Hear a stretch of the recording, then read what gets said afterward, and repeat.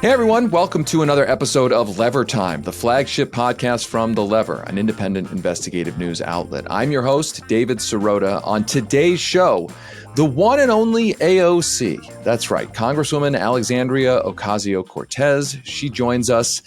In the lead up to this interview, we asked Lever readers to send in their questions for AOC, and we asked as many of them as we could. We discussed everything from her push to impeach Supreme Court Justice Clarence Thomas to what she's planning to do to try to stop the Biden administration's ongoing lurch to the right. We also talked about whether or not she believes her House Democratic colleagues need to face primary challenges. And also, AOC responds to those who have criticized her for voting to break rail workers' strike and those who have criticized her for not withholding her House votes more often to try to get Democratic leaders to stick to their progressive campaign promises. This week in our premium podcast feed, just for our paid subscribers, we also have two things for you. The first, an extended portion of our interview with AOC, where I ask her to describe in detail the influence of money in Congress and how it works on a day-to-day level. It was a fascinating first-person look at the corruption of the halls of power. Also on the premium feed for our paid subscribers, a special bonus episode exploring the surprise and huge win of progressive Brandon Johnson over corporate-backed candidate Paul Vallis in Chicago's big mayoral election this week.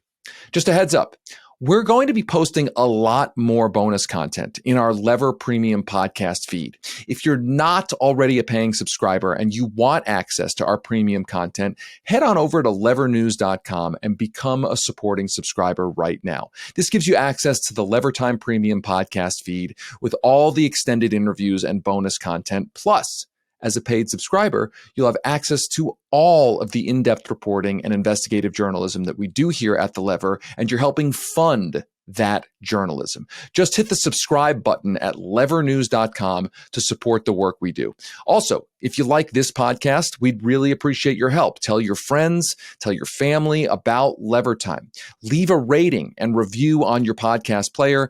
Independent media will only grow and thrive because of passionate people and word of mouth. So we need all the help we can get to combat the inane bullshit that is corporate media. As always, I'm here today with Lever Time's producer, Jared. What's up, producer Jared? Hey, David. Exciting week with Trump's indictment and charging. The media fervor almost made me feel like we were back in 2018. There's no one's wearing masks. We're solely focused on Trump and his outrageous crimes 24/7 on every single channel. I was like, hey, this is almost kind of like retro. It was kind of retro. And as a preview, we talked to AOC about Trump's indictment. A lot of back and forth in kind of the media space. Is it good? Is it bad that Trump is being indicted? I mean, there's no love lost here for Donald Trump. And I think if he committed crimes, he needs to answer for them.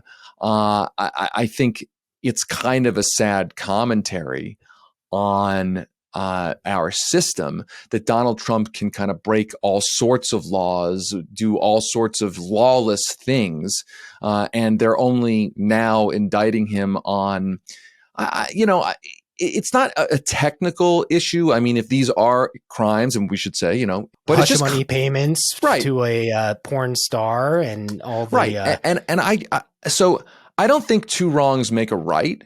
So if he's wrong here, if he's committed crimes, he deserves to be held accountable for that. But it's just kind of like that's what he's being nailed on, like that. Like I'm not saying that's. If he committed those crimes, that those aren't kind of a big deal, but it's just kind of amazing. Now listen, I know the argument is that, hey, they got Al Capone on tax evasion, right?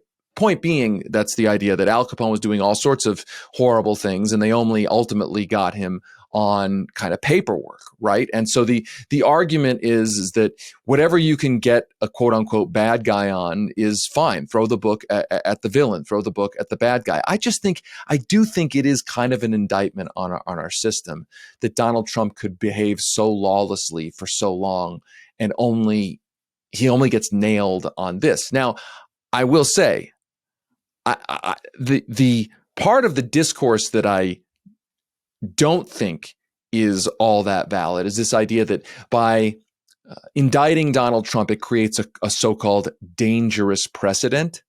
This idea that, well, indicting a former president, this is the first former president ever indicted, creates a precedent where the people in government will use the criminal justice apparatus to punish their political enemies. I don't buy that, because while I understand that that has happened in other authoritarian countries, I also think you also don't want to give a get out of jail free card to presidents, right? You don't want to say just because you're president, just because we don't typically prosecute former presidents when you leave office, that you get to do whatever you want. I mean, right? Like the current system before this indictment was sort of saying that a president can do whatever they want and rest assured they'll never get prosecuted for it, right?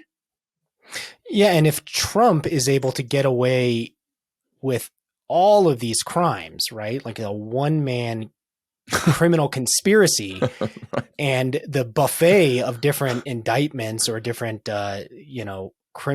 possible criminal charges that are floating around. And if we can't even get him on this, right? Like that's a precedent also on the other end. That's right. That's right. And look, I don't want to give it away, but I asked AOC this question in our upcoming interview. I asked her, would it be so bad if George W. Bush got indicted for war crimes? Would it be bad for Bill Clinton to be investigated over his relationship with Jeffrey Epstein? Would it be so bad for the Obama administration to be investigated for creating a kill list?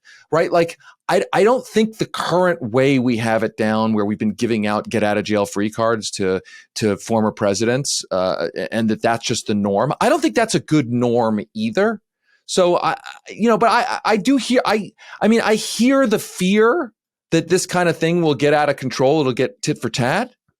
But I also think you got to have a justice system. You have to have some confidence in due process, right? I mean, I realize due process, a lot of people who get ensnared in the criminal justice system don't get adequate due process. I mean, I think Donald Trump is going to get fairly adequate due process. He's got lots of lawyers. I think, there's a big spotlight on this, but I don't think the existing norm of every president gets a get out of jail free card because they were president, because we can't look back. I mean, that was the crazy thing. If you remember that was the crazy thing with the Obama administration. I mean, right when Obama got in, there was that New York Times story where he said he didn't want to look back at the past programs and potential transgressions of the Bush administration. This was like after the lawless surveillance. This was after the Iraq war and the lies that got us into that. I don't think that was a good norm either. But as I said, we will get into the Trump indictment in our big interview. That is what is coming up next, our big interview with Congresswoman Alexandria Ocasio-Cortez. But first, let's take a quick break.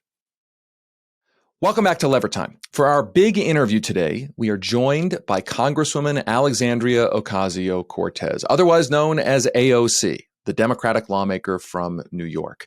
Back in 2018, AOC pulled off what I have long said is the most difficult thing to do in all of American politics: defeating an incumbent in a party primary. That kind of thing almost never, ever, ever, ever happens. But it happened in 2018 when Ocasio-Cortez won her U.S. House seat, having never before run for office. She's since become one of the most famous and one of the most controversial members of Congress. Before this interview, we asked Lever readers to send in their questions. So a big thank you to everyone who did. We tried to get to as many of your questions as we could. In fact, most of the questions I asked were amalgams of the questions everyone emailed us. So thanks again for that. With the 2024 election cycle coming up, we asked AOC about what progressive lawmakers and candidates can do to overcome huge outside spending that has overwhelmed these party primaries, most often on behalf of corporate candidates. I also asked AOC to share her thoughts on how the Medicare for All movement seems, at least for now, to have stalled, and why healthcare is no longer an issue for Democrats. Where did the healthcare issue go? Additionally, AOC talked about the climate crisis and also how pervasive and powerful the money is in Congress. There was a lot of talk about money. And she addressed the disillusionment felt by many people who think neither of the major parties cares about them. Congresswoman, thanks so much for being with us. Of course. Thanks for having me. So I want to start with some breaking news. Just before we're talking today, ProPublica breaks open the story of Clarence Thomas accepting luxury private jet and yacht trips from a billionaire Republican donor. It sounds like something out of a cartoon, a caricature of corruption. It's a story that seems to encapsulate all of the Supreme Court corruption that everyone kind of senses, but now it's like right out in the open. And you're calling for Clarence Thomas's impeachment. So the first question I have is, are you going to draft those articles of impeachment? And do you expect to have the support of many, if not most, of the House Democratic caucus? I mean, listen, I think this is an emergency. I think that this is a crisis. I think we've had a crisis for some time on the Supreme Court. And so to get to the heart of your question, Congress is out of session for the next week. So that does give Democrats sometimes some time to strategize. And the way I feel about it is that I do think articles need to be introduced. If we decide strategically that the actual author of those articles and who introduces them may not be me, that's fine. I will support impeachment. But I just think that if no one's going to introduce it, I would certainly be open to doing so and drafting them myself. I think this is gone far, far beyond any sort of acceptable standard in any democracy, let alone an American democracy. So let's turn to the 2024 election. We're going to talk about politics, then we'll talk about Congress. Let's start with the 2024 election, even though we just got done the 2022 election. Yeah. You won office through a contested Democratic primary, one in which very few pundits and party operatives said you even had a chance to win. With that history in mind, do you believe more House Democratic incumbents should face primaries? Do you believe that the primary process is healthy for the Democratic Party, or there's another school of thought that says it weakens Democratic candidates and the party should work to try to stop those primaries? Mm-hmm. No, I do believe that primaries are healthy. When I first got to the House, not just through winning a primary, but when I was sworn in afterwards, even just a public acknowledgement that a primary process involving incumbents is legitimate and healthy for the party was just completely taboo. And me supporting that and including supporting primary challenges afterwards, it really kind of the party declared war right back. And they declared war not just on my candidacy, but also on progressives writ large. And we really saw that, I think, last cycle with particularly the overwhelming amount of APAC funds that really targeted progressives, including incumbents that had stances that were in alignment with respect for Palestinian human rights. And so, not just there, but from other parts of it. And I understand that it also goes both ways. At my first reelection, the party establishment mounted a $5 million primary challenge against me. So I'm aware that saying that primaries are a good thing and healthy for the party also means that I may be on the receiving end of those things, but I still maintain that position. So you mentioned AIPAC. I mean, they coordinated millions of dollars in super PAC spending against progressives, as you allude to. Last election cycle, Summerlee won in Pennsylvania, but their spending helped defeat folks like Jessica Cisneros, Donna Edwards, Andy Levin, Nina Turner. What can progressive candidates and incumbents do to overcome that kind of spending this cycle? And I want to be precise about this, which is to say that not everyone can be as well known as, for instance, you are. So I think about this. My wife is in a legislature, right? It's like, there's this idea of, you just go out and you do the best you can, but you got to raise your profile to raise the money in order to be competitive. So how do progressive candidates, let's say for the House in this election cycle, how would you advise them to deal with the possibility of huge money coming into a primary to spend against them?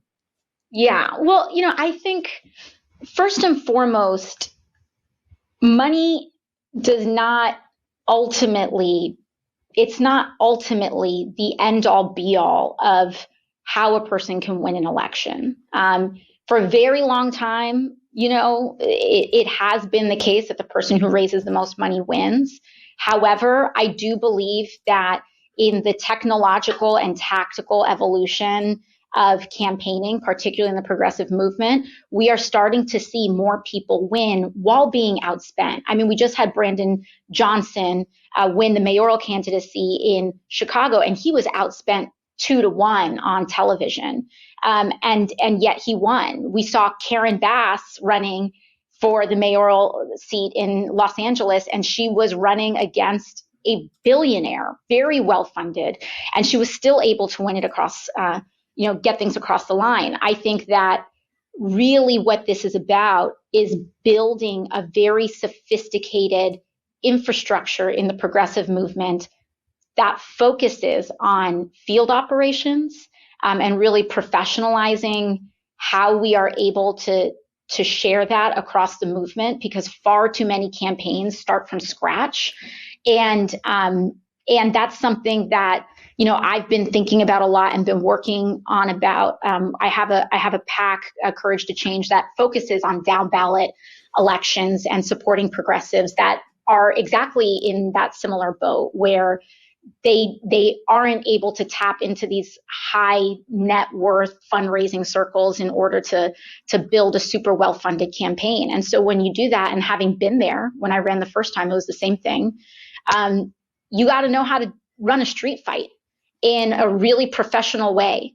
And it needs to be down to precincts. It needs to be down to blocks. You need to know your path to victory.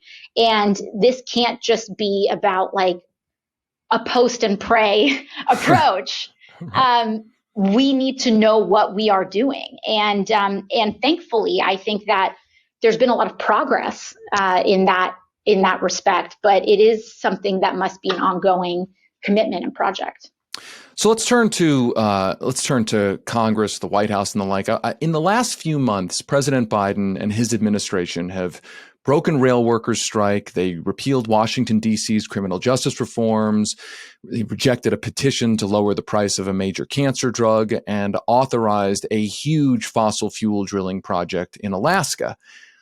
What are you and other progressives in the House planning to do about this move to the right? And speaking of primaries, do you believe it would be healthy for him in his reelection bid to face a primary?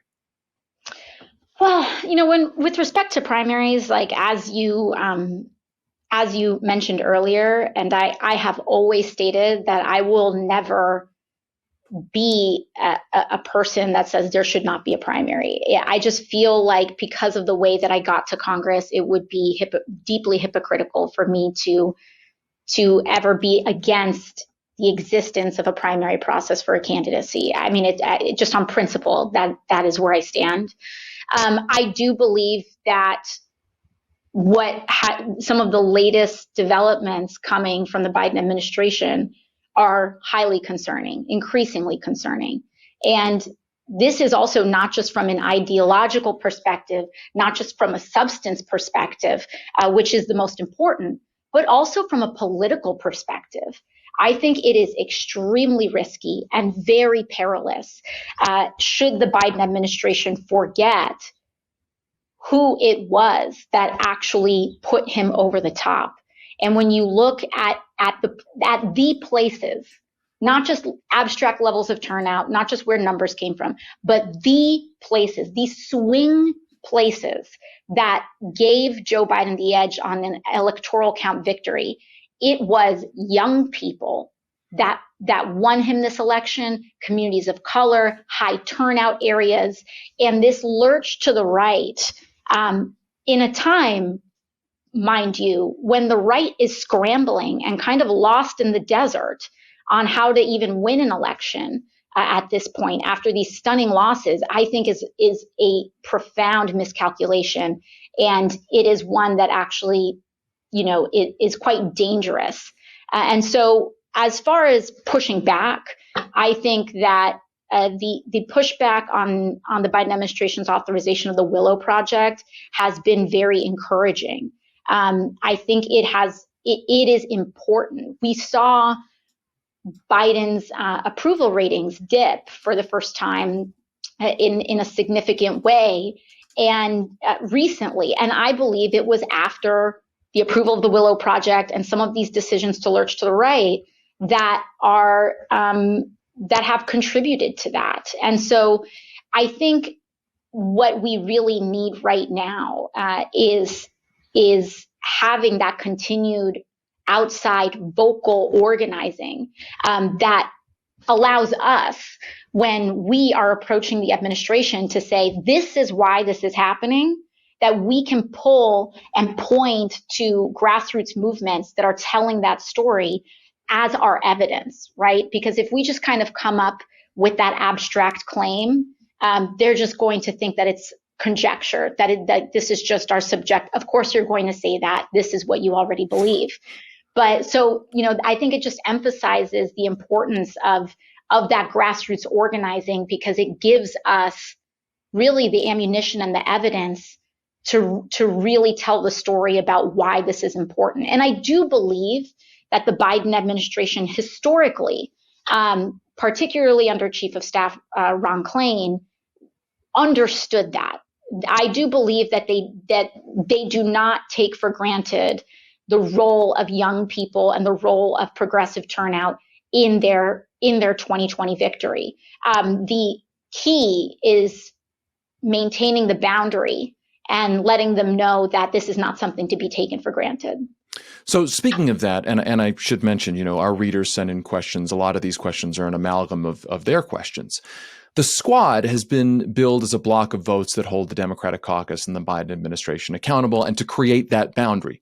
At one point, you had said, and this I think is a quote, in any other country, Joe Biden and I would not be in the same party, which I think is a commentary on the way our country's politics are set up. However, you, for instance, have voted 91% of the time with the Biden administration. That includes votes on the rail workers' strike, the spending, I think it was $40 billion on the Ukraine war, billions of dollars to microchip companies that have been criticized for using the cash to do buybacks. You and a group of progressives also didn't withhold your vote on the American Rescue Plan when the Biden administration kind of abandoned the minimum wage. So the question is, how can you hold your party accountable or create that boundary with the Biden administration when you and progressives in the Congress are oftentimes voting for what the party leadership wants and not, or very rarely, sometimes, but rarely holding out your vote when the party really, really needs it? Mm-hmm. So, I want to address kind of two parts of that question. I'll get to some of those specific votes. But I do want to emphasize that, as you mentioned, there are times where we do break with the party. For example, on Build Back Better, that was a year-long war for sure that we had inside our party. And listen, there were moments where in the lead up to that Build Back Better and bipartisan infrastructure vote, where the President of the United States was on the speakerphone with us saying, you need to do this. And we said, how are you going to the pretense that the president had on this is vote for Biff and trust me, I will get Build Back Better across the line. And right there with us facing the president, we're saying respectfully, this is not about, and the framing here to give a window into how the internal politics of the party works is, do you trust us or not? Do you trust this leadership? And you have to tell this person, right? This is the, Speaker Pelosi, President of the United States, the Vice President, you have members of the cabinet. and they use kind of like a collective environment. This is not a private conversation. It's almost like an invitation to try to say in front of everybody, and that challenge, and to stand up to the speaker and to the president and say, this is not a matter of trust at all. This is a matter of votes. And it's not that I don't trust you, it's that I don't trust Joe Manchin. And I don't know if I trust anybody to be able to bring consistency out of a person who does not have any.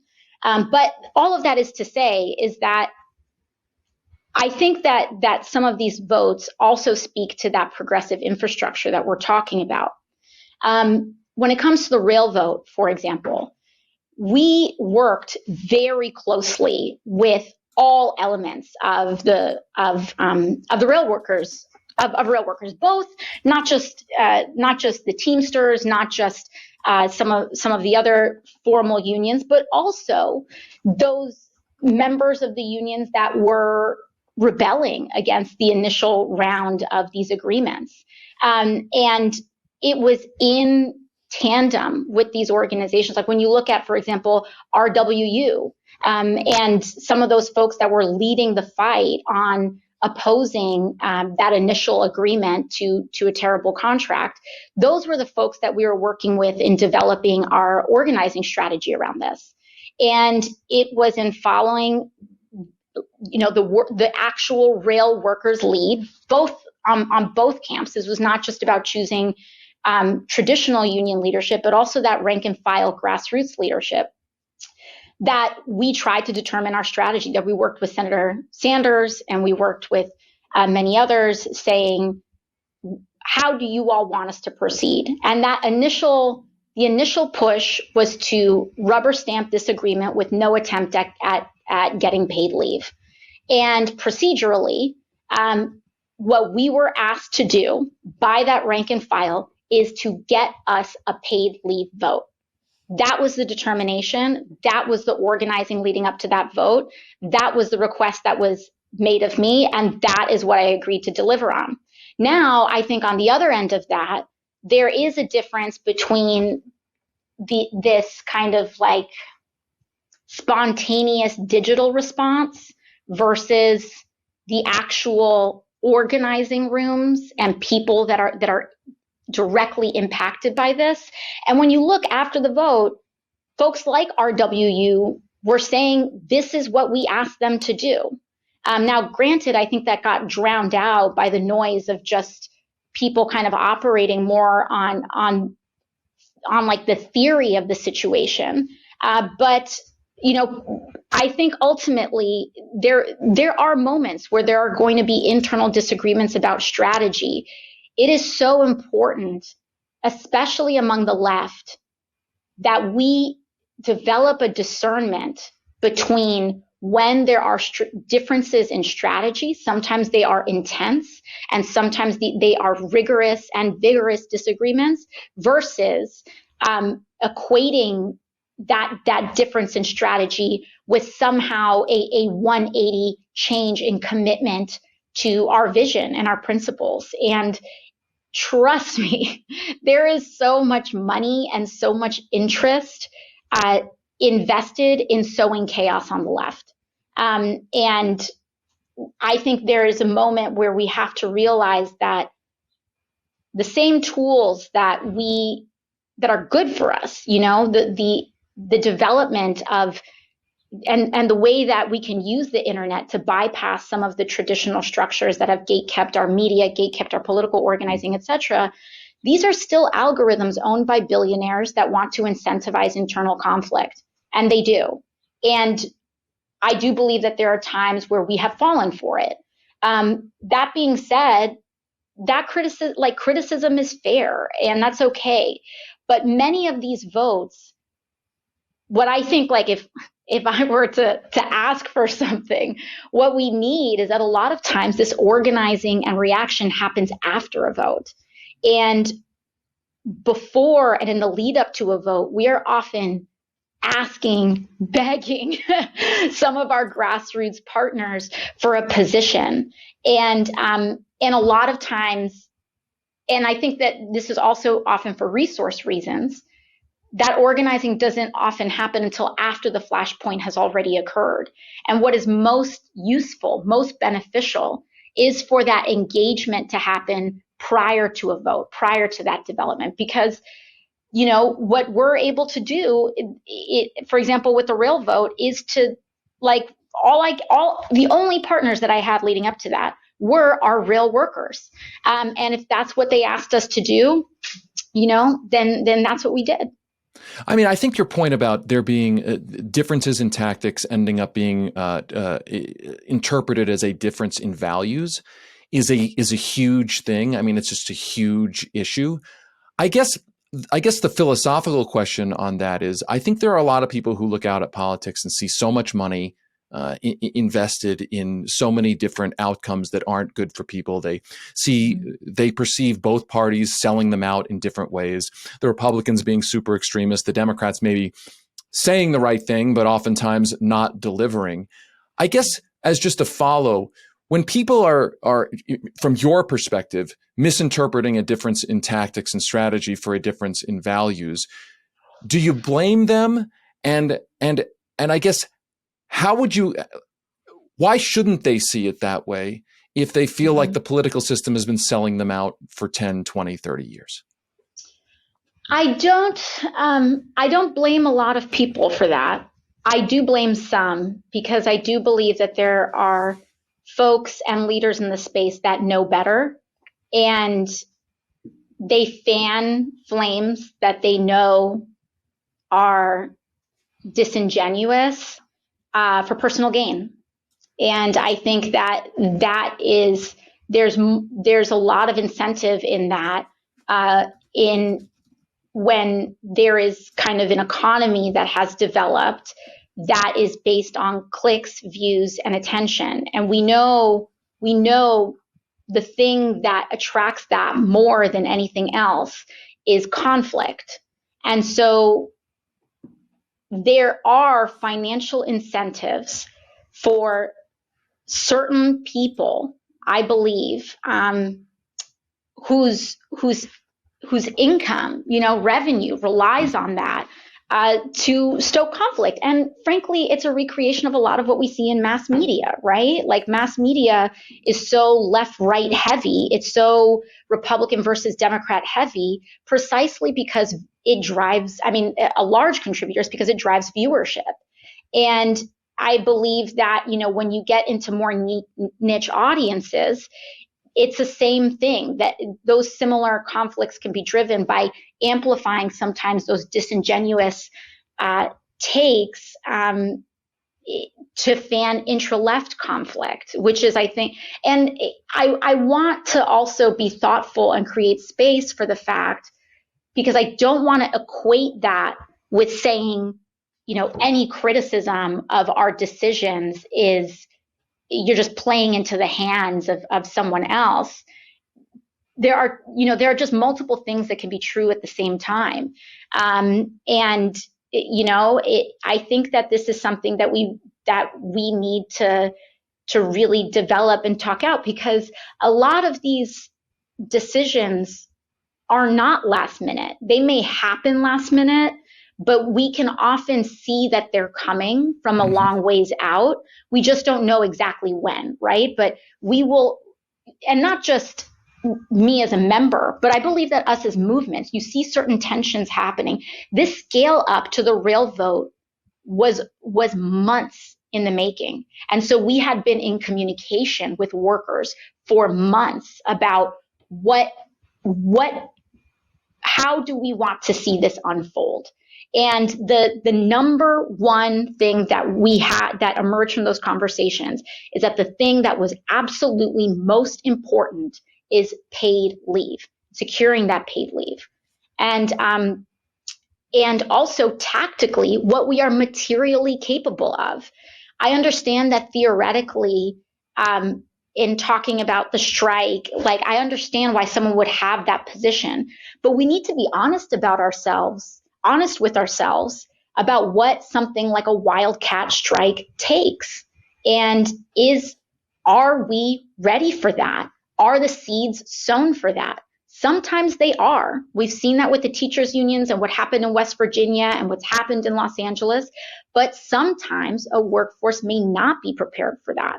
And if a movement isn't, then we have to decide what other tactics we're going to use. I want to turn to just a couple of issues real quick. Healthcare. It seems to have completely fallen off the Democratic Party's agenda. And this is our readers are very interested in this. Mm-hmm. As president, Joe Biden literally hasn't even mentioned the public option that he promised during the campaign. Healthcare crisis is getting worse. And it seems like the best that the sort of Democratic Party can agree on is to promise to throw more money at health insurance companies through the ACA exchanges, while also the Biden administration is continuing to privatize Medicare through Medicare Advantage. Mm-hmm. All of this is only a few years after Bernie Sanders' 2016 campaign seemed to galvanize the real prospect for a Medicare for all push. So the question is, why do you believe the Medicare for all push seems to, at least right now, seems to have stalled? And why does it feel like healthcare isn't even really an issue for the Democratic Party right now? Yeah, I mean, I do think that I do think that the power of the insurance lobby is so incredibly powerful. You know, if I had to think about like the top, it would probably be fossil fuels potentially, but pharma and insurance is way up there. And I also believe that big pharma and also the insurance companies have a broader number of members that can be influenced by them. You know, with big oil, it's predominantly Republicans and then a chunk of certain Democrats. But with insurance, I think it's much more broad across both parties. And so I think there's a couple of things. I think that when Bernie ran on Medicare for All in 2016, it created an enormous amount of electoral fervor that led a lot of members to co-sponsor Medicare for All. But I do believe that when push comes to shove, the number of people that are willing to really fight for Medicare for All is probably less than the number of co-sponsors on that bill. And frankly, even if we had a floor vote on it, because of the lack of prospects in the Senate, I also think there would be a lot of disingenuous votes for it when people know that it's going to a graveyard. And so I do believe that we are approaching an interesting political window. We just saw an unprecedented and generational shift, once in a generation shift, at least once in the last generation, in leadership of the Democratic Party, particularly in the House. And I think it was pretty well known that where Pelosi's position on this was. She, I believe, has a very strong record about trying to strengthen the ACA, but also through expanding those, what ultimately is the subsidies to insurance. And so, so the question for us is, I think, going back and putting that pressure, whether it's through primaries or whether it's through putting that pressure on every member of the Democratic caucus to go on record on Medicare for All, that I think is where we are at. I also agree. I think that this is an issue where perhaps among many elected Democrats, they just think it's too pie in the sky right now. I also think that that a lot of this has to do with the Senate filibuster. Like, there are so many things that people take positions on, but they don't really put energy into, because as long as the filibuster exists, it's this idea of, if we can't even get like basic gun safety past a filibuster, what can we even do for universal health care? And so I actually do think that providing and mounting a really strong fight to dismantle the filibuster in the Senate is the only, it has to be a precursor to any fight for universal healthcare and for guaranteed healthcare. Now, I don't think that it's this or that. I think we need to be building both of these things at the same time. But we also need to be real about the actual tactical reality of how we make it happen. And we can't make anything happen unless it can either unless we can elect 10 more Democrats to the Senate or dismantle the filibuster and 10 more Medicare for all and keep the entire caucus. Like that to me seems far less realistic than actually pressuring the party to dismantle the filibuster. Let's turn to climate. I mean, it's scientists are warning that climate change poses an existential threat for all life on Earth, telling us we got to halt all new fossil fuel development. And in response, Congress did the Inflation Reduction Act, which includes both lots of subsidies for green energy, but also a big potential to expand fossil fuel development. And as we discussed, the Biden administration just approved this Willow project in Alaska. Looking back on the last 2 years on the whole, has the Democratic Party helped the fight against climate change, or has it made the problem worse? And has it taken the problem as seriously enough as it deserves to be taken? So when it comes to climate, I want to kind of talk about with this question about the party overall. I'm a major critic of the party that I am a part of. And so like I can speak to, I think the Biden administration has been very disappointing on climate. We have seen both in the first 25 months of the Trump presidency versus the first 25 months of the Biden presidency. Biden has authorized more fossil fuel permits and I believe projects. And so, even just in the brass tacks of it, this is a serious issue on the that the Biden administration, I think is failing on, also with immigration as well, but that's a separate conversation. However, it's this duality of multiple things being true at the same time. The IRA, the Inflation Reduction Act, and the climate provisions in it is both the biggest action in American history, with these substantive, really structural shifts that will, I believe, unlock significant developments on climate, clean energy, and other types of infrastructure. But we are also, compared to the science of the situation, it is both the biggest thing we've ever done and also still not enough. But that being said, I don't think that this fight is going to happen in one fell swoop, in one piece of legislation. And I think it's going to take several major knockout victories, but we have accomplished one of them. I do think that we're going to see a lot of the benefits of that, but this is an infrastructure investment, which takes time to build that out and create those jobs. Now, that being said, I think the Biden administration deserves very much so criticism on their authorization of fossil fuel projects like the Willow project. But ultimately, I do think that between this and it also very much ties to the geopolitical decisions that we have to make. So much of it revolves around fossil fuels scarcity and energy policy globally. I was just in Japan last month, and so many of the geopolitical decisions that these countries have to make have to do with their energy supply and have to do with the realities that they need to contend with. And if we do not lead on this, on accelerating a shift to renewables, we are going to contend with some major issues domestically and internationally. Okay, I got two more questions for you. The first of the last two questions, I want to briefly go to the Trump impeachment. Democrats seem very excited about the indictment. I said Trump impeachment, I meant indictment. They seem very excited about the indictment of Donald Trump.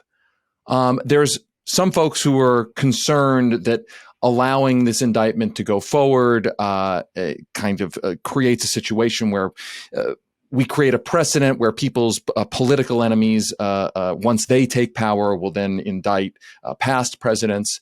I'm curious where you come down on that. And I want to, the way I'm kind of trying to think through this, some questions that come to mind, like, should George W. Bush be indicted for the war crimes in Iraq? Should Barack Obama be indicted for creating an extra legal kill list that targeted and murdered American citizens? Should Bill Clinton be criminally investigated over his dealings with Jeffrey Epstein? Like, where do you come down in thinking about all of that? Well, if the conversation is about precedent, it is important to look at the actual details of the situation. Donald Trump was indicted in New York for New York violations of New York law, violations of New York business law, and these were crimes that are alleged to have occurred in and around the state of New York. And so, like, when we're actually looking at the details of the situation and the precedent of the situation, and not only that, but there were also many counts of it, right? And so, I think that I believe that a lack of due process, when there is just like flagrant evidence that this person did this thing, we are talking about due process. We are talking about prosecutorial standards. It's not a political debate, right? This is about gaining evidence if an event occurred or not that clearly violated statute. I think that regardless of party, if someone is covering up hush, and we have seen this, we have seen both Democrats and Republicans go to jail. We've seen this happen to governors. We have seen this happen in many instances and cases. And so, when it comes to some of these other allegations, that also becomes a question of jurisdiction, right? I think there's a reason why these charges did not come from the DOJ. And that is because I believe that the DOJ, it does have and very heavily weigh those types of considerations and what the implications are, no less because they are part of a federal and executive administration, right? And as much as we, discuss independence, and I think in an optimal system that independence should exist, at the end of the day, there are implications, as you mentioned, to doing that. And so, I think we have seen the DOJ never really act on anything in that respect, because that bar on federal charges is so high and so precedent setting. But, that is also to say, Trump is also, there are ongoing investigations in the state of Georgia regarding Georgia law and other places. And so I think that, listen, if there's clear evidence for a crime, there is that precedent there. I do believe that the bar should be high. I don't think that we should be, knee-jerk pursuing. We should not be pursuing political agenda on this, but that also doesn't equate to immunity either. And where that line is drawn is a delicate one. But I do think that in the case of Donald Trump, it was just we're talking about a guy who incited a terrorist attack on the U.S. Capitol and has to date experienced no consequences for it. I think that the bar has been met. Okay, final question for you comes. Okay, this is where the free version of our podcast ends. But for our paid subscribers, you also get our bonus segment, which is the rest of this interview with AOC, specifically the part of the interview where she gives us an inside look at exactly how powerful money is in Congress. She takes us inside the halls of power to explain how big money operates on a granular, day-to-day level in Washington, and how it affects lawmakers on a deep psychological level. If you're a paying subscriber, you have that bonus segment in your premium feed right now. If you are not yet a paying subscriber and you want to hear that bonus segment and all of our bonus segments, go become a subscriber at levernews.com. That gives you access to our premium podcast feed. So that's it for today's show. One last favor, please be sure. to like, subscribe, and write a review for Lever Time on your favorite podcast app. And make sure to head over to levernews.com and check out all of the terrific reporting our team has been doing. Until next time, I'm David Sirota. Rock the boat. The Lever Time podcast is a production of The Lever and the Lever Podcast Network. It's hosted by me, David Sirota. Our lead producer is Jared Jakang Mayer, and our editor is Dennis Golan. You can find all of our past episodes at levertimepod.com or on all of the major podcast players.